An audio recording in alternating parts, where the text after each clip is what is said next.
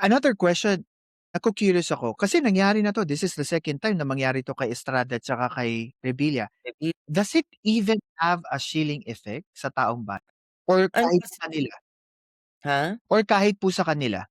Do you think na may chilling effect ito sa taong bayan at kay Estrada at saka kay Well, Revilla knowing na eh, second time na oo, second time na 'yan, eh, nakulong na pero 'di ba na-acquit pa nga yata or nakalabas pa or dun sa loob pa nga may VIP treatment pa si Estrada noon at saka si Revilla, eh, parang gano'n ang yan ang ano. balita. So, pero ito sa bagong Quezon City Jail parang, naka-quarantine sila for 7 days. Solo Mhm. sila and then after that sasama na sila sa general population, parang gano'n ang sinasabi nung narinig ko, ha. Yung pagkakakulong nila ang tanong na naman, hanggang kailan? Hmm, iba na ang presidente kaya regardless kung sino ang presidente, will they stay inside jail? Pananagutan pa rin ba nila yung kasalanan nila o anong mangyayari? O baka ma-acquit na naman or palabasin na naman, di natin alam.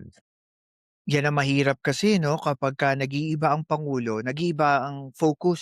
Mm, Hindi natin maintindihan talaga, eh, pero ako sa'kin lang, ang masasabi ko lang diyan siguro sa ngayon, sa tawag ng pangangailangan I think politically, kailangan talaga may mahuli. I think at the end of the day optics ang labanan natin dito, eh, oo, dapat talaga.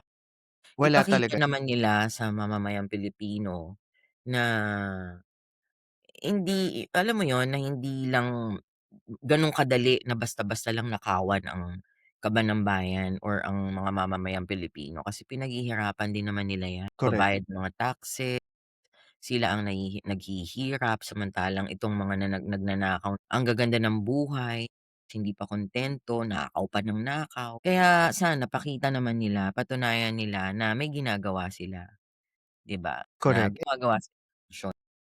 And also, tinanong din dito si Secretary Dizon ng DPWH, nagpaliwanag din siya sa mga nangyari ngayon sa sitwasyon sa DPWH naman about dito sa flood control issue. Sabi niya dito, kahit na ang laki nung tinapyas na budget sa 2026, tinamaan ng DPWH dito. Ang sabi niya at ang sinabi ng Pangulo sa kanya, and I want to get your reaction, ng Pangulo sa kanya is that it's not about the budget is the problem. It's how we use it is the most important thing.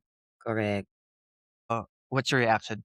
Kasi totoo naman, 'di ba pinag-uusapan naman talaga nila yang mga budget, 'di ba dapat kasi nga yan pinag-uusapan sa local government, 'di ba? Mhm, Mag-meeting sila, pag-usapan nila ano ba talaga yung kailangang gawin dun sa district nila, ano ba yung kailangan nila, ano ba yung, dapat na solusyonan ng mga problema. Bibigay ng budget 'yan, may mga allocated na budget 'yan. Yung mga budgets na yun pag-usapan nila kung papaano nila ilalagay sa project yun, anong project 'yan, magkano ang kailangang ilagay diyan. Kung talagang yun ang naka-allot na budget sa kanila, then ayusin nila, gawin nila ng tama, 'di ba? correct. Transparency din, ipakita well, 'pag ginagawa naman talaga yung project makikita mo naman 'yan lalo na ngayon ang dami ng kumukuha ng mga nagvi-video.